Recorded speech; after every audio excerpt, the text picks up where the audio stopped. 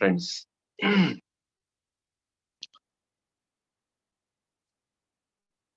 ನೋಡ್ರಿ, ನಿಮ್ಮ ದೃಷ್ಟಿ ಹೊರಮುಖವಾಗಿರುವುದರಿಂದ ಆತ್ಮದರ್ಶನ ಸಾಧ್ಯವಿಲ್ಲದಾಗಿದೆ. ಯಾಕೆ 800 ಕೋಟಿ ಜನಕ್ಕೆ ಆತ್ಮದರ್ಶನ ಆಗ್ತಾ ಇಲ್ಲ? ದೃಷ್ಟಿ ಹೊರಮುಖವಾಗಿದೆ. ದೃಷ್ಟಿ ಕೇವಲ ಹೊರಗಿನದನ್ನು ಮಾತ್ರ ಕಾಣುತ್ತದೆ. ಏನ್ ಪ್ರಪಂಚದಲ್ಲಿ ಇದೆಯೋ, ಈ ಮ್ಯಾಟ್ರಿಕ್ಸ್, ಈ ಮಾಯಾಜಾಲದಲ್ಲಿ ಏನಿದೆಯೋ ಆ ಮಾಯಾಜಾಲವನ್ನ ಮಾತ್ರ ಕಾಣುತ್ತದೆ. ಬಾಹ್ಯ ವಸ್ತುಗಳಲ್ಲಿ ಆತ್ಮವನ್ನು ಕಾಣಲಾಗುವುದಿಲ್ಲ. ಬಹಿರಂಗದ ವಸ್ತುಗಳು ಎಷ್ಟೇ ಥಳಕು ಬೆಳಕು ಹೊಳೆಯುವಂತವಾಗಿದ್ರೂ ಕೂಡ ಅದರಲ್ಲಿ ಆತ್ಮವನ್ನ ಕಾಣಲಿಕ್ಕೆ ಆಗೋದಿಲ್ಲ.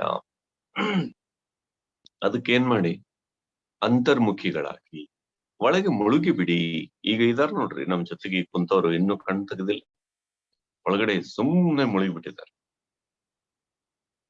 ನೀವು ಆತ್ಮವೇ ಆಗಿಬಿಡುತ್ತೀರಿ. ಅವಾಗ ನೀವೇನು ಬೇರೆ ಆಗಿರೋದಿಲ್ಲ, ಸುಮ್ಮನೆ ಆತ್ಮ ಆಗಿರ್ತೀರಿ. ಆ ಉಸಿರಾಡಿಸುವ ಚೀಲದ ಒಳಗೆ ಏನಿದಿರೋ ಆ ಅನುಭವನ್ನ ಮಾತ್ರ ಹೊಂದ್ತೀರಿ. ಆ ಚೀಲವನ್ನು ಮರ್ತಿರ್ತೀರಿ. ಇನ್ ಚೀಲಕ್ಕೆ ಆ ಹೆಸರು, ಆ ಪ್ರತಿಷ್ಠೆ, ಅದ್ ಸೈಡ್ ಮಾತ್ರ.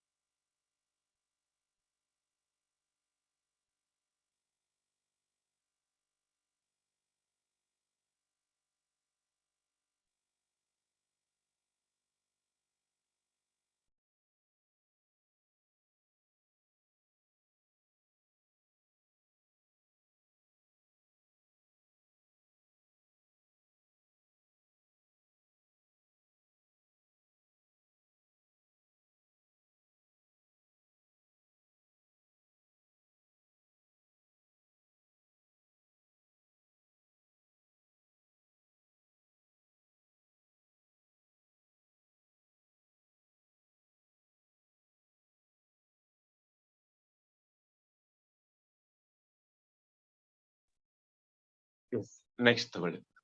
ಸಾರಿ ಫ್ರೆಂಡ್ಸ್, ಅಂತರ್ಮುಖಿಗಳಾಗಿ ಒಳಗೆ ಮುಳುಗಿಬಿಡಿ. ಇದೊಂದು ಬಹಳ ಅದ್ಭುತವಾದ ಮಾತು. ಒಬ್ಬ ಶಿಷ್ಯರು ಕೇಳ್ತಾರೆ, ನಮ್ಮ ಇಂತಹ ಸಂಬಂಧಿಕರು ತೀರ್ಕೊಂಡಿದ್ದಾರೆ, ನನಗೇನು ತೋಚ್ತಾ ಇಲ್ಲ ಅಂತ ಕೇಳಿದಾಗ ರಮಣ ಮಹರ್ಷಿಗಳು ಹೇಳೋ ಉತ್ತರ ನೋಡಿದರೆ ಕೇಳಿದವರೇ ಸತ್ತವು. ಯಾರು ಸತ್ತರೂ, ಯಾರು ಕಳೆದು ಹೋದರೂ ಅದರಿಂದ ನಿಮಗೆ ಆದುದೇನು? ನೀವೇ ಸತ್ತು ನೋಡಿ. ಸ್ವಲ್ಪ ಪ್ರಿಂಟಿಂಗ್ ಮಿಸ್ಟೇಕ್ ಆಗಿದೆ ಮಾಸ್ಟರ್ಸ್, ತಿದ್ಕೋತೀನಿ. ನೀವೇ ಸತ್ತು ನೋಡಿ, ನೀವೇ ಕಳೆದು ಹೋಗಿ. ನೋಡ್ರಿ, ಇಂಥವ್ರು ತೀರ್ಕೊಂಡಿದ್ದಾರೆ, ನನ್ಗೆ ದುಃಖ ಆಗಿದೆ ಅಂತ ಹೋದ್ರೆ ಮಹರ್ಷಿಗಳು ಅಷ್ಟು ಏನಂತಾರೆ, ನಿಮ್ಮ ಭಾಷೆಯಲ್ಲಿ ಕಟು ಅಂತಿರೋ, ನಿರ್ದಯ ಅಂತಿರೋ, ಏನಂತಿರೋ, ಓಕೆ ಓಕೆ, ಅಷ್ಟು ಖಂಡಿತವಾಗಿ ಹೇಳ್ತಾರೆ. ಯಾರು ಸತ್ತರು, ಕಳೆದು ಹೋದ್ರು ಅದರಿಂದ ನಿಮಗೆ ಆದುದೇನು? ನೀವೇ ಸತ್ತು ನೋಡಿ, ನೀವೇ ಸಾಯಿರಿ, ನೀವೇ ಕಳೆದು ಹೋಗ್ರಿ. ಅವಾಗ ಸಾಯುವುದಂದ್ರೆ ಏನು, ಅದರ ಸತ್ಯ ಏನು, ಅದರ ಹಿನ್ನೆಲೆ ಏನು, ಅದರ ಆನಂದ ಏನು, ಅದರ ವೈಭವ ಏನು, ಹಾಗೆ ಗೊತ್ತಾಗುತ್ತೆ. ಸಾಯುವುದೇ, ಈ ಫಿಸಿಕಲ್ ಬಾಡಿನಲ್ಲಿ ಸಾಯುವುದೇ ಆ ಸಾಧನೆ ಮಾಡಿದವರಿಗೆ ಒಂದು ಹಬ್ಬ. ಅದಕ್ಕಾಗಿ ಮುಹೂರ್ತ ನಿಗದಿ ಮಾಡ್ಕೊಂಡಿರ್ತಾರೆ, ಇಂಥದೇ ದಿವಸ ನಾನು ದೇಹ ಬಿಡ್ತೀನಿ. ಯಾರು ಸತ್ತರು, ಕಳೆದು ಹೋದರು ಅದರಿಂದ ನಿಮಗೆ ಆದುದೇನು? ನೀವೇ ಸತ್ತು ನೋಡಿ, ಕಳೆದು ಹೋಗಿ. ಬಹಳ ಅದ್ಭುತವಾದ ಮಾತು ಮಾಸ್ಟರ್ಸ್. ಮೇಡಮ್ 36 ಇನ್ನೊಮ್ಮೆ ಪಾಯಿಂಟ್ ಇನ್ನೊಮ್ಮೆ ತೋರಿಸಿ ಪ್ಲೀಸ್ ಮಾಸ್ಟರ್. ಅಷ್ಟು ಈಸಿ ಇದೆ ಅದು, ಅದಕ್ಕೆ ಬೇಗ ಮುಂದೋಗಿದೆ. ನಿಮ್ಮ ದೃಷ್ಟಿ ಹೊರಮುಖವಾಗಿರುವುದರಿಂದ ಆತ್ಮದರ್ಶನ ಸಾಧ್ಯವಿಲ್ಲ. ಹೊರಗಡೆನೆ ಸತ್ಯ ಅಂತ ತಿಳ್ಕೊಂಡಿದ್ದೀರಿ. ದೃಷ್ಟಿ ಕೇವಲ ಹೊರಗಿನದನ್ನು ಮಾತ್ರ ಕಾಣುತ್ತದೆ. ಬಾಹ್ಯ ವಸ್ತುಗಳಲ್ಲಿ ಆತ್ಮವನ್ನು ಕಾಣಲು ಸಾಧ್ಯವೇ ಇಲ್ಲ. ಅದೆಷ್ಟೇ ಹೊಳೆಯುವಂತದಿರ್ಬೋದು. ಅಂತರ್ಮುಖಿಗಳಾಗಿ ಒಳಗೆ ಮುಳುಗಿಬಿಡಿ, ನೀವು ಆತ್ಮವೇ ಆಗಿಬಿಡುತ್ತೀರಿ. ಅದಕ್ಕೆ ಹೆಚ್ಚು ಹೆಚ್ಚು ಇನ್ನರ್ ಜರ್ನಿ, ಒಳಗಡೆ ಶ್ವಾಸ ಮೂಲಕ ಒಳಗಡೆ ಹೋಗಿ ಆವಾಗ ನೀವೇ ಆತ್ಮ ಆಗಿಬಿಡ್ತೀರಿ. Thank you madam. ನೆಕ್ಸ್ಟ್ ತಗೊಳ್ಳಿ 38. ಒಂದು ವಾಕ್ಯ ಇದೆ ಮಾಸ್ಟರ್ಸ್ ನೋಡಿ. ನಮ್ಗೆ ಸಂದೇಹಗಳು ಯಾಕೆ? ಸ್ವಲ್ಪ ದೊಡ್ಡದು ಮಾಡ್ಬೋದು ಮೇಡಮ್. ನಮ್ಗೆ ಸಂದೇಹಗಳು ಯಾಕೆ? ಯಾಕೆ ಅಂದ್ರೆ ನಮ್ಮಲ್ಲಿ ಮೋಹ ಇದೆ. ಈಗ ತಾನೇ ಹಿಂದೆ ಹೇಳಿದ್ರಲ್ಲ, ಇಂಥವ್ರು ಸತ್ತಾಗ ದುಃಖ ಆಗಿದೆ ಅಂತ ಕೇಳಿದಾಗ ಹೇಳಿದ್ರಲ್ಲ, ಆ ಮೋಹವನ್ನ ಹೇಗೆ ತುಂಡರಿಸ್ತಾರೆ ಮಹರ್ಷಿಗಳಂದ್ರೆ, ನೀವೇ ಸತ್ತು ನೋಡ್ರಿ, ನೀವೇ ಕಳೆದು ಹೋಗ್ರಿ, ಇನ್ನೊಬ್ಬರಿಗೆ ಯಾಕೆ ನೀವು ಅಳ್ತೀರ? ಮೋಹವನ್ನು ದಾಟಿದಾಗ ಮಾತ್ರ ನಮ್ಮ ಸಂದೇಹಗಳು ಅಳಿಯುತ್ತವೆ, ನಮ್ಮ ಡೌಟ್ಸ್ ಹೋಗುತ್ತವೆ. ನಮ್ಮಲ್ಲಿ ಡೌಟ್ಸ್ ಇದೆ ಅಂದ್ರೆ ಮಾಸ್ಟರ್ಸ್, ನಮ್ಮ ಮೋಹದ ಪ್ರಮಾಣ ಅಷ್ಟಿದೆ. ಈಗ ನಾವು ಡೌಟ್ಗಳಿಂದ, ಸಂದೇಹಗಳಿಂದ ಮುಕ್ತ ಆಗ್ಬೇಕು ಅಂದ್ರೆ ನಮ್ಮ ಮೋಹ ಯಾವುದರಲ್ಲಿದೆ ಅದನ್ನ ನಾವೇ ಫೈಂಡ್ ಔಟ್ ಮಾಡ್ಕೋಬೇಕು, ನಾವೇ ಕಂಡು ಹಿಡ್ಕೋಬೇಕು. ಅದರಿಂದ ನಾವೇ ಆ ಜಿಗುಟುತನದಿಂದ ನಾವೇ ಮುಕ್ತ ಆಗ್ಬೇಕು, ಬೇರೆ ದಾರಿ ಇಲ್ಲ. ಚೆಕ್ ಮಾಡ್ಕೊಳ್ಳಿ, ಡೌಟ್ ಬಂದಾಗ ಚೆಕ್ ಮಾಡ್ಕೊಳ್ಳಿ, ನಾನು ಎಲ್ಲಿ ಅಟ್ಯಾಚ್ ಆಗಿದ್ದೀನಿ. ದೊಡ್ಡ ಸಾಧನೆ ಮಾಸ್ಟರ್ಸ್. ಈ ಒಂದು ವಾಕ್ಯ ಇದೆ, ಬಟ್ ಇದನ್ನ ಜೀವನ ಪೂರ್ತಿ ಅಭ್ಯಾಸ ಮಾಡಿದ್ರು ಕಡಿಮೆ.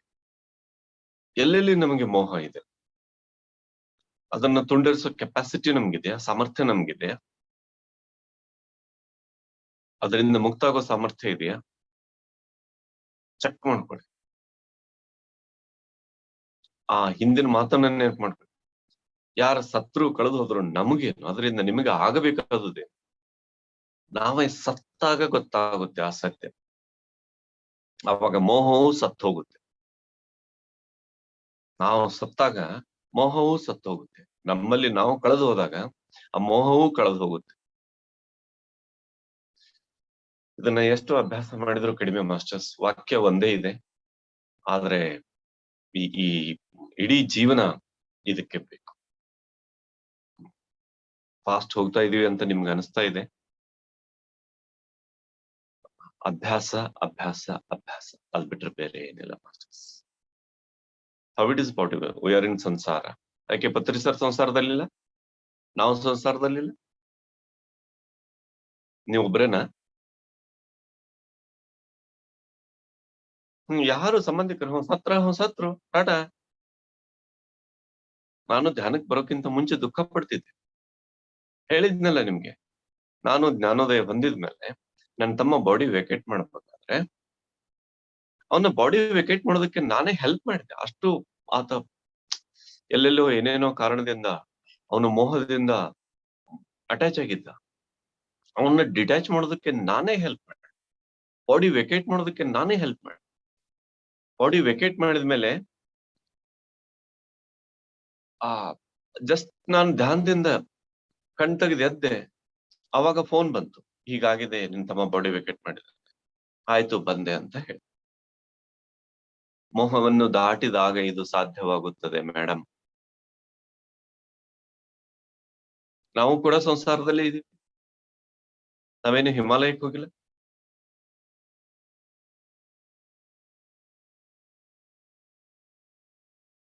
ನಿರ್ಮೋಹಿಗಳಾಗೋದ್ರಂದ್ರೆ ಕ್ರೂರ ಆಗೋದಲ್ಲ, ಅಷ್ಟು ಪ್ರೀತಿ ಅದು.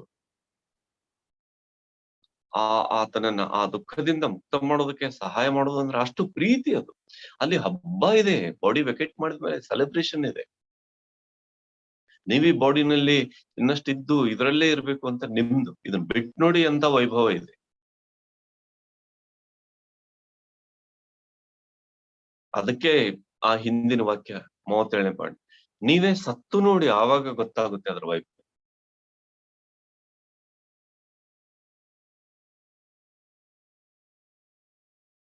ಇದರಲ್ಲಿ ಎಷ್ಟು ಜನ ಸತ್ತಿದಿರಿ ನಿಮಗೆ ಗೊತ್ತು. ಆ ಸತ್ತವರಿಗೆ ಗೊತ್ತು ಅದರ ವೈಭವ.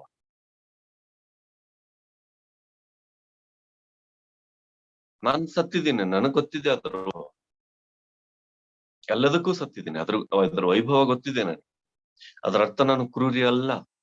ಅಷ್ಟು ಪ್ರೀತಿ ಇದೆ, ಅಷ್ಟು ನಿರ್ಮೋಹಿ. ಅದಾದ್ರೇನೆ ನಿಮ್ಗೆ ಆತ್ಮಜ್ಞಾನ. ಇಲ್ಲ ಅಂದ್ರೆ ನೀವು ಎಷ್ಟು ಓದಿದ್ರು, ಎಷ್ಟು ತಿಳಿದ್ರು ಕೇವಲ ಬೌದ್ಧಿಕ ಜ್ಞಾನ ಆಗುತ್ತದೆ ಹೊರತು ನಿಮ್ಮ ಆಂತರಿಕ ಅನುಭವ ಆಗೋದಿಲ್ಲ. ನೀವು ಡಿಟ್ಯಾಚ್ ಆಗದೆ, ನೀವು ಆ ಆಸಕ್ತಿಯಿಂದ ಕಿತ್ತು ಹೊರಗೆ ಬರದೆ ನಿಮಗೆ ಯಾವ ಅನುಭವವೂ ಆಗುವುದಿಲ್ಲ. ಇಡೀ ಪಿರಮಿಡ್ ಸ್ಪಿರಿಚುವಲ್ ಸೊಸೈಟಿ ಎಲ್ಲಾ ಮಾಸ್ಟರ್ಸು ಸಂಸಾರದಲ್ಲಿದ್ದಾರೆ. ಯಾರು ಯೋಗಿಗಳಲ್ಲ, ಯಾರು ಸಂಸಾರ ಬಿಟ್ಟು ಹೋದವರ. ನಿಮ್ದೊಬ್ಬರದೇ ಏನು ಸ್ಪೆಷಲ್ ಸಂಸಾರ ಇಲ್ಲ.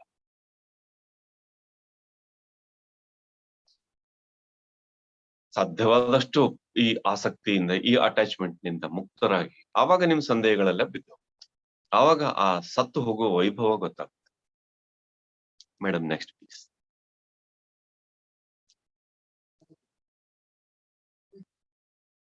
ಆಯ್ತೇನೆ. ವಿಶ್ವವ್ಯಾಪಿಯಾದ ದೈವವನ್ನು ಧ್ಯಾನಿಸುವುದು ತುಂಬಾ ಕಷ್ಟದ ಕೆಲಸ, ಅರ್ಥ ಆಗೋದಿಲ್ಲ ಅಂತ ಶಿಷ್ಯನ್ ಮಾತು, ಶಿಷ್ಯನ್ ಪ್ರಶ್ನೆ. ಮಹರ್ಷಿಗಳು ಹೇಳ್ತಾರೆ, ದೇವರ ಪಾಡಿಗೆ ದೇವರನ್ನ ಬಿಟ್ಟು ಬಿಡಿ, ನಿಮ್ಮ ಆತ್ಮವನ್ನ ಹಿಡ್ಕೊಳ್ಳಿ. ಮತ್ತೆ ಶಿಷ್ಯ ಕೇಳ್ತಾನೆ, ಆದ್ರೆ ಧ್ಯಾನಕ್ಕೆ ಬೇಕಾದಂತೆ ಮನಸ್ಸು ಸ್ಥಿರವಾಗುವುದೇ ಇಲ್ಲ. ಸಾಮಾನ್ಯವಾಗಿ ನಿಮ್ ಪ್ರಶ್ನೆನೆ, ನಿಮ್ಮಲ್ಲಿ ಅಂದ್ರೆ ಎಲ್ಲರದೂ ಅಲ್ಲ, ಸುಮಾರು ಜನರ ಪ್ರಶ್ನೆನೆ ಆ ಶಿಷ್ಯ ಕೇಳಿದಾನೆ. ಮಹರ್ಷಿಗಳು ಒಂದೇ ಉತ್ತರ ಹೇಳ್ತಾರೆ, ಅದಕ್ಕೆ ಸಾಕಷ್ಟು ದೃಢತೆ ಇಲ್ಲದಿರುವುದರಿಂದ ಹಾಗೆ ಆಗ್ತಾ ಇದೆ. ನಿಮ್ಮಲ್ಲಿ ದೃಢತೆ ಬೇಕು. ನಾವೆಷ್ಟು ಸದೃಢವಾಗಿರ್ತೀವೋ ಅಷ್ಟು ಧ್ಯಾನದಲ್ಲಿ ಸ್ಥಿರತೆ ಬರುತ್ತದೆ. Next madam. ಚಿಂತನೆಗಳಿಂದ ಮುಕ್ತವಾದ ಶುದ್ಧ ಸ್ವರೂಪದ ನಾನು, ಅದು ಆತ್ಮ. ಕೆಲವೊಬ್ರು ಹೇಳ್ತಾರೆ, ನಾನು ಆಧ್ಯಾತ್ಮಿಕ ಚಿಂತನೆ ಮಾಡ್ತೀನಿ ಅಂತ. ಅವರಿಗೆ ಧ್ಯಾನದಲ್ಲಿ ತೊಡಗುವಷ್ಟು ಶಕ್ತಿ ಇಲ್ಲದ ಕಾರಣದಿಂದ ಆಧ್ಯಾತ್ಮಿಕ ಚಿಂತನೆ ಮಾಡ್ತೇನೆ. ಧ್ಯಾನದಲ್ಲಿ ತೊಡಗಿದ್ರೆ ಆಧ್ಯಾತ್ಮಿಕ ಚಿಂತನೆಯ ಪ್ರಶ್ನೆಯೇ ಬರೋದಿಲ್ಲ. ಇರೋದೆಲ್ಲ ಆತ್ಮಸ್ಥಿತಿನಲ್ಲೇ ಇರ್ತಾರೆ. ಅನಾತ್ಮ ವಸ್ತುವಿನೊಡನೆ ಸಂಬಂಧದಿಂದ ಸಂದೇಹಗಳು ಹುಟ್ಟುತ್ತವೆ. ಯಾವುದು ಆತ್ಮ ಅಲ್ಲವೋ ಇತರರ ನಮ್ಮ ಇದು ಏನಂತಾರೆ, ಈ ನಮ್ಮ ಈ ಸಂಬಂಧಗಳಿವೆ ಅಲ್ಲ, ಅಣ್ಣ ತಮ್ಮ ಅಕ್ಕ ತಂಗಿ, ಇಡೀ ಬಂಧು ಬಳಗದ ಸಂಬಂಧ ಇದೆ. ಈ ಸಂಬಂಧದ ವ್ಯಾಮೋಹ, ಎಲ್ಲರೂ ಫಿಸಿಕಲ್ ಬಾಡಿ, ಎಲ್ಲ ಫಿಸಿಕಲ್ ವಸ್ತು, ಇವೆಲ್ಲ ಫಿಸಿಕಲ್ ವಸ್ತುಗಳೊಂದಿಗೆ ಸಂಬಂಧ ಇರೋದ್ರಿಂದ ಡೌಟ್ಸ್ ಬರುತ್ತೆ, ಪ್ರಶ್ನೆಗಳು ಮೂಡುತ್ತವೆ. ಅವುಗಳಿಗೆ ಕೊನೆ ಎಂಬುದೇ ಇಲ್ಲ. ಅನಾತ್ಮ ವಸ್ತುಗಳನ್ನು ನಿರ್ಮೂಲನ ಮಾಡಿದಾಗಲೇ ಇವೆಲ್ಲ ಅಡಗುತ್ತವೆ. ಅವನ್ನೆಲ್ಲ ತೆಗೆದು ಇದರಲ್ಲಿರೋ ಆತ್ಮತತ್ವದೊಂದಿಗೆ ಮಾತ್ರ ಕನೆಕ್ಟ್ ಆಗ್ಬೇಕು. ಆತ ಯಾರೇ ಇರ್ಲಿ, ಎಷ್ಟೇ ಪ್ರೀತಿ ಪಾತ್ರ ಇರ್ಲಿ, ಕೇವಲ ಆ ಸೋಲ್ದೊಂದಿಗೆ ಕನೆಕ್ಟ್ ಆಗಿ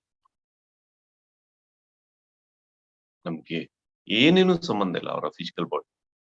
ಇದ್ದರೆಷ್ಟು ಬಿದ್ರೆಷ್ಟು. ನೆನ್ಪಿಟ್ಕೊಳ್ಳಿ ಮಾಸ್ಟರ್ಸ್, ಇದು ತುಂಬಾ ಕಠೋರ ನಿರ್ದಯವಾದ ಮಾರ್ಗ ಅಂತ ಅನ್ಕೋಬೇಡಿ.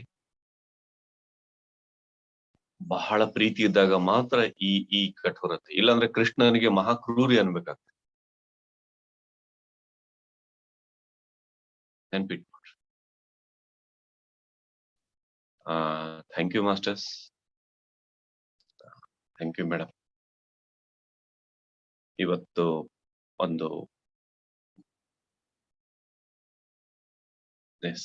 ಒಂದಷ್ಟು ಬೇಗ ನನಗೆ ಅನುಮತಿ ಕೊಡ್ರಿ. ನಾಳೆ ಮತ್ತೆ ಯಥಾ ರೀತಿ 6:30 ಕ್ಲಾಸ್ ಇರುತ್ತೆ.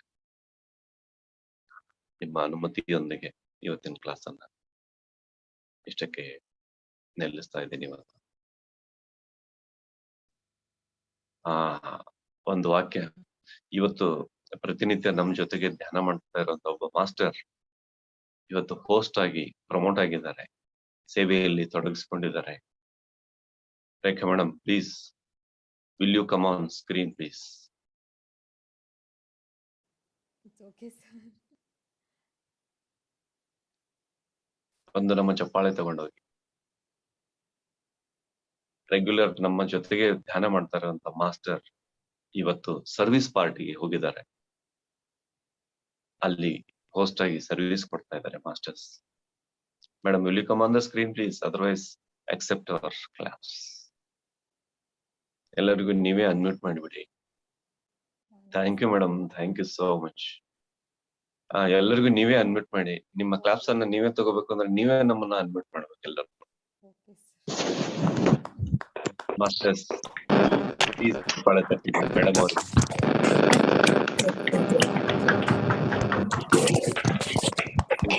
Congratulations.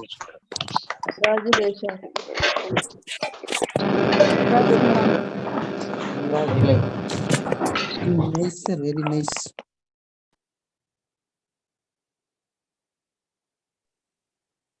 Thank you madam, thank you so much.